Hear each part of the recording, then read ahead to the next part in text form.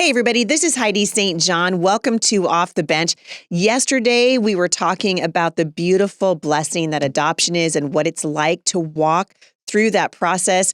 Harry and Kaylah Alicia are my guests on the show, and we have been, I was just telling them in the break, we have been blessed here at the center, at the Homeschool Resource Center, to watch them walk through this process. They're here to share it with you. We're going to talk today about what it was like to meet their daughter for the first time and bring her home to Washington State. Stick around. I think you're going to be encouraged.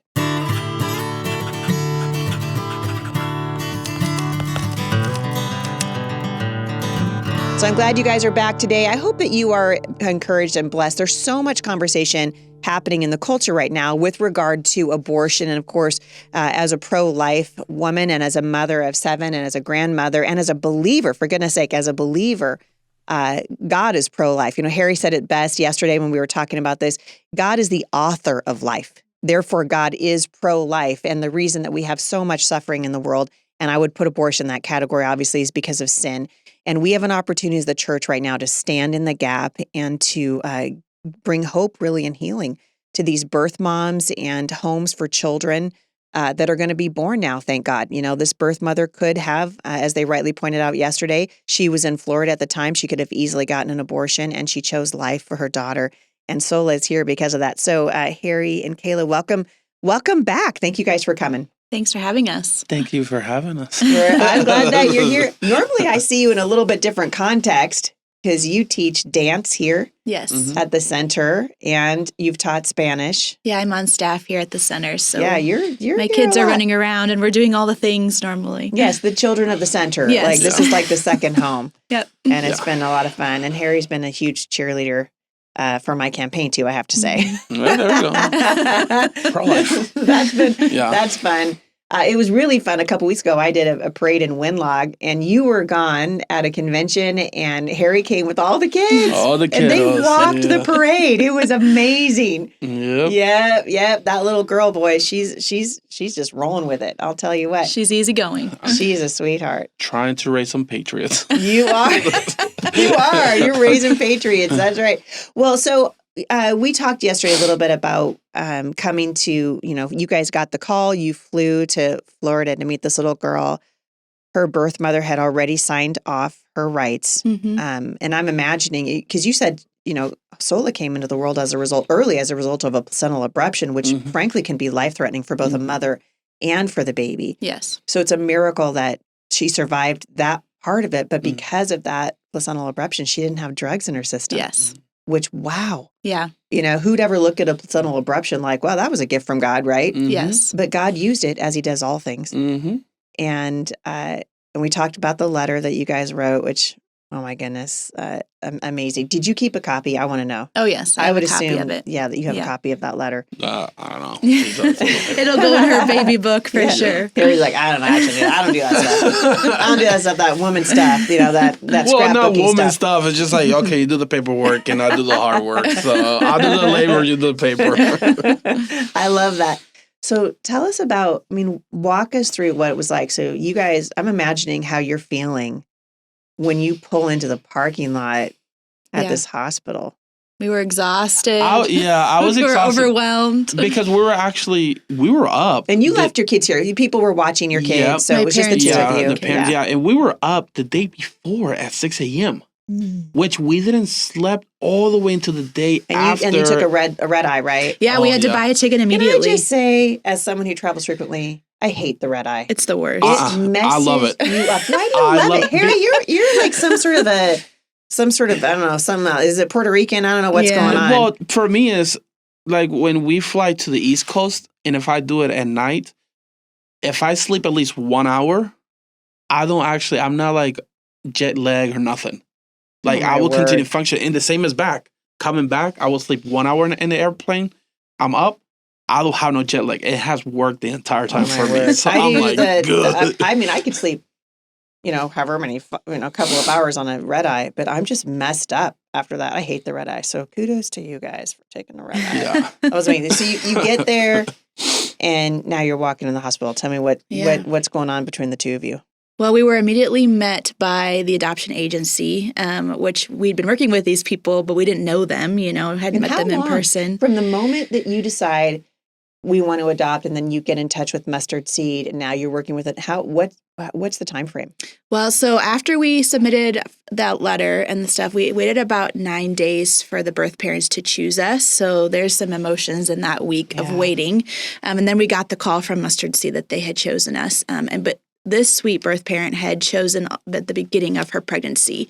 So we walked those 9 months really with her. I mean, she was probably about 8 weeks along when she chose us. So there was a lot longer of a time frame. Some birth parents pick the 9th month, at that moment to do that route. So we thought she was going to be born in December. We got the call early November that she was born. We walked into the hospital. They were there immediately inundated with paperwork because you can't, enter the room until everything is signed. But it was unique at that moment because they were in the process of discharging the birth parents from the hospital. And so I think the social worker was a little like wanting us to feel like we were being taken care of, but she was really trying to take care of the birth parents. And so I finally just stopped her and I said, you know what? Go take care of them. We're not going anywhere. We can sit here in this waiting room until they are taken care of, they receive the care that they need, and then work with us. And that was just like a sigh of relief to her to see that we were not being pushy, that we were there to love them too. Yeah, because really, I mean, for what God is doing in bringing this beautiful little girl into your life is a heartbreak. Yes. For the birth mom, right? I mean, her life's a train wreck. Yeah. She clearly is still addicted to drugs. Mm-hmm. And now she's giving up this child. The interesting part about the mother, this is her 3rd child. Oh, wow. All of them up for adoption? All for adoption. Wow. Not even a single one she actually did an abortion. Mm. And this is a person who, she says, nope, I'm comfortable living from that corner to this corner. Mm-hmm. Yeah. And she still decided to give her kids to adoption. Mm. And her life is, it's a wreck. And we should say they are together. The couple has been together for 12 years. So they themselves together chose to go that route. Yeah. Mm-hmm. Wow. So they took care of the birth parents and then we signed our paperwork and they walked us up to that room and it was a tiny little room and we walked in and saw her there and it's just a bunch of emotions in that moment. You want to hold her, you want to love her. The doctors met us right away to give us updates. And so it was overwhelming. They could kind of see that in our faces. Like, we just want to hold this baby and you have all of these medical updates for us. And the hospital social worker was there as well. And so they all introduced themselves and then left the room to give us a moment just to be with her, which was, amazing. We got to hold her and love her. And I don't think I hold the baby.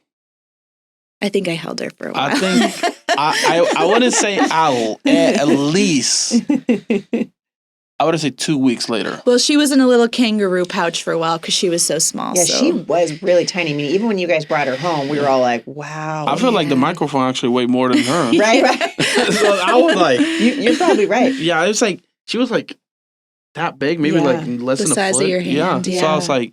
Yeah. For me, I felt like it was a little uncomfortable, to hold It's her. kind of scary. I always feel like, I mean, and this is the case with preemies for sure, but when you haven't carried that child, and you're not really sure, is she going to have medical issues? What's going on? You almost feel like you could break them.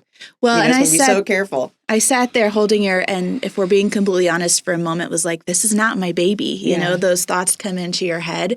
And I just prayed in that room. I was like, Lord, give me love for this child. And immediately it was like, I felt the serotonin come through my body, and I was like, this is my child. Like, it was so cool to see the Holy Spirit work that way and just overtake everything. I love that. Yeah. So you guys were there for a little while because she had to get up to 4 pounds, and so you stayed in Florida. Mm-hmm. That's not a bad gig. I mean, they got a better governor than here, let's be honest. I mean, in the free state of Florida. Yeah, we didn't have to wear masks Didn't or have to wear anything, masks. except in the hospital. But. We're all the, the COVID apocalypse over here in Washington State, and you guys are in Florida, and we're all like little jelly. It was not gonna great. lie. Yeah. Yeah. True. Yeah, So she was how long was she in the NICU? She was in the NICU 11 days. They told us straight up, she was born 6 weeks early, so be prepared to be in there for those 6 weeks. And she quickly surpassed all of their 11 days. 11 days, yeah. Wow. And they have a separate unit when they get them off of oxygen, and very sustainable. So they want you to take over their care away from the nurses. They move you to a different floor. And so we were out in the town and they called us and they said, we moved her upstairs. Like, it's time for you to come move in with her and spend the night and take over her care. And that was like 6 days in. So we were like, what's happening? It's going so fast. But lots of people were praying for her. So, Yeah, that's for sure. Yeah. Yeah, I remember getting out of the hospital with the baby, and it was like, okay, she's still a little small. Like She's little. Again, the car seat, it was more weight than her, and I'm like, right, and it was like, it was awesome. Then we had to wait to bring her home. And we had to wait for, what was it? We were waiting for a signature or something. Yeah. So Florida, the state that she's born in, has to release the rights to the state that you're taking the child home to. Wow, okay. Florida releases their rights, and then Washington State has to accept the rights and the parental guardianship. So, but because of the NICU stay, that helped us out a lot, because normally you plan for about 2 weeks, anywhere from 2 to 4, depending on the state, after they're born and released from the hospital for that paperwork to process. And you can't leave until that happens. You may not leave the state until that happens. So you plan to get an Airbnb or whatever and just kind of relax and hang out with the child and bond. But it happened really quick for us because it was right before Thanksgiving. And everyone's like, get her done. So we had her home for about 48 hours, and we got the call that was actually the night before Thanksgiving that we could fly home Thanksgiving morning and surprise our other children with her. For goodness sake. So it was beautiful. Yeah. All right. So you get this call. Wait a minute. You know what? I got to take a break. We'll be right back. So you get the call and you're going to get to go home. I mean, what an amazing thing that Lord has done. Yes. Right. From start to finish. And now you're going to get to surprise your kids on Thanksgiving morning. Yeah. So what was that like? Well, it was beautiful first because a lovely couple gifted us their airline flights. And since it was Thanksgiving morning, we were flying home. There was nothing available. We got first class seats so we could just spread out. And she was 4 pounds and so tiny. We didn't want her exposed to lots of stuff. So we just got to love her. And then we literally walked into the house and our other kiddos started crying. And my parents had been caring for them. So they got to step in and see her. And then we literally had Thanksgiving dinner together with her. And we're just so thankful for life and her and the story and that she was healthy. Yeah, that's amazing. And your other kids are how old? 6, 5, and 2. So you got your hands full. Yes. You guys got your hands full. You got your heart full for sure. So the big question, obviously, would you ever consider doing this again? Kaylah's like, this is a marriage thing. We're not talking about this on the air. I just look at him to see what he's going to say. Harry's like, Who knows, right? God knows if he wants us to do it or not. Yeah. Because in reality is, I can say no, but he can change my mind and say, no, we're going to do it, right? And again, never say never. Right, of course. And people may listen now and say, well, he's all pro-life. Why he's not going to do it? But also God tells us to be wise about it as well, too, right? And I will still advocate for pro-life. And if God says, hey, I want you to have 5 more, then, hey, he's going to provide the money, right? Yeah. Because I don't have a machine. Yeah. But it's all up to him, yeah. right? And well, the great thing about Soul's birth parents is if they did have another child, we would be called first. Really? Yeah, okay. so that we would have first right to be able to adopt the biological sibling. So they actually, the parents who adopted her biological older sibling were called first, and they couldn't do it at that time. So that's why we were chosen. Wow. Yeah. So that puts you kind of at the front of the line should that happen again. Yes. And I was going to say, too, like when we were talking earlier about all of these pro-lifers who want to adopt and have been waiting and maybe are now coming into this conversation because of Roe v. Wade. There were so many beforehand who have been on waiting lists and who have wanted to adopt.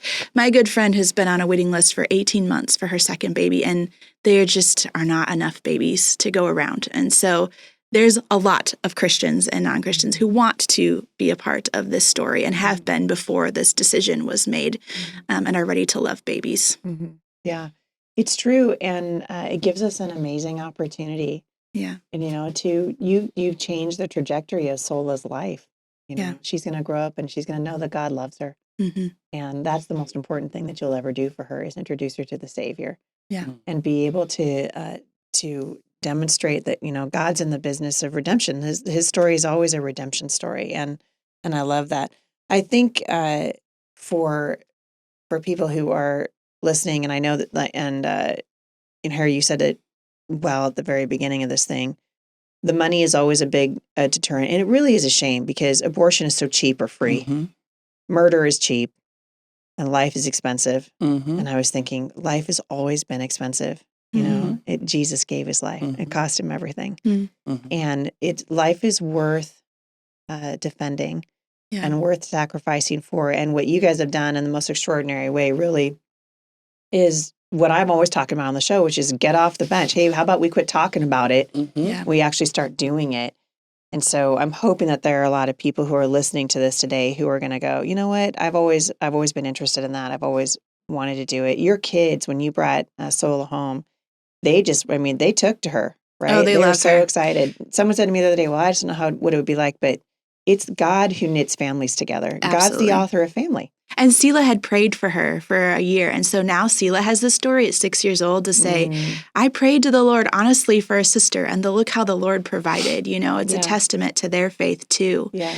But yeah, don't let the money be a hindrance. There are so many different ways you can get loans. You can get there's grants out there. And then the people around you, like if you are in a church community, the center here supported us so much. Like they want to give. Maybe they can't support a child or adopt a child. Who was more excited when you brought that baby? I know. I mean, at the center, it was like a stampede trying to hold that little girl. They all have a part of her story too. You know, they gave because they couldn't bring a baby home themselves. And so they financially gave. And I'm looking at the verse, Matthew 6:25. Actually, we might enter 24.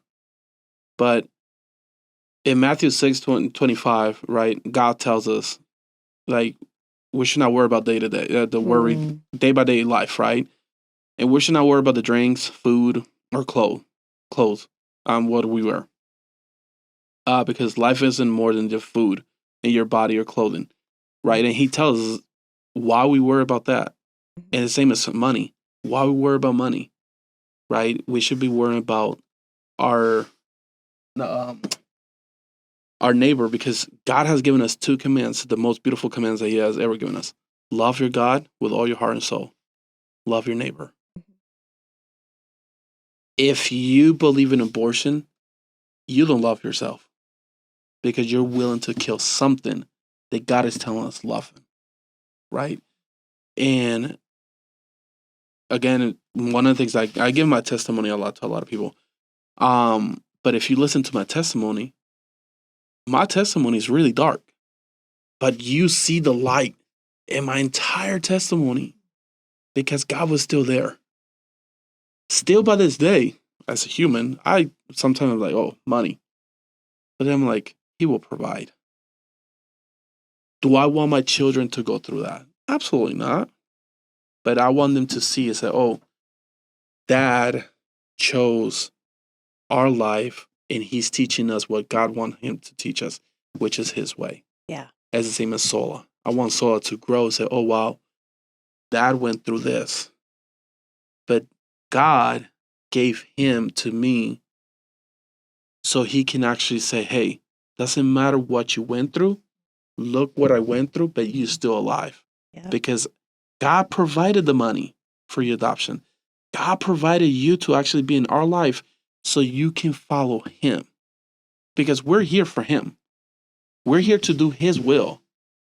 And as a pro-life and Christian and anybody, whatever you want to call it, whatever you want to call me, we're here to serve him. Mm-hmm. And I know people who face to face who have told me why I should not abort this baby. Because you're killing someone. That's right. The baby doesn't. It's pretty simple. Yeah. Because you're killing someone. Yeah. The baby doesn't have a heart. Really?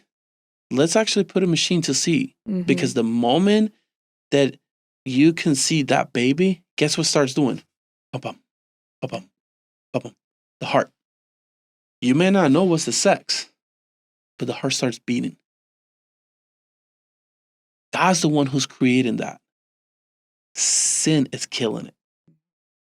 But because we're so weak, we kill it. Because the flesh is weak.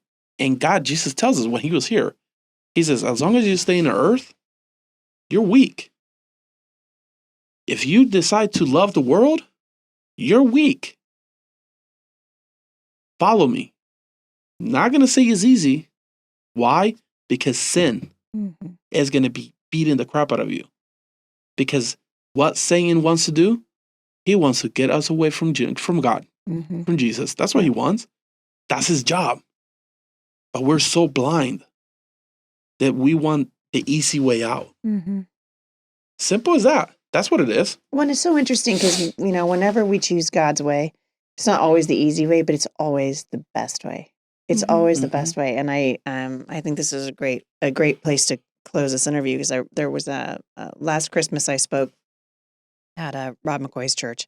It was the weekend that my dad died. In fact, I was there when my dad passed away. And so I'm giving this message to a room full of people. And everyone who's listened to this podcast knows I had a very hard relationship, a very rocky relationship with my dad. So it wasn't like I was losing my best friend or anything like that, but I was recognizing that there was an era, a season of my life that was coming to an end. That was a painful season. And I had hoped for a better ending than I was going to get. Here, my dad's in the hospital and I'm in Los Angeles and he's going to die from COVID.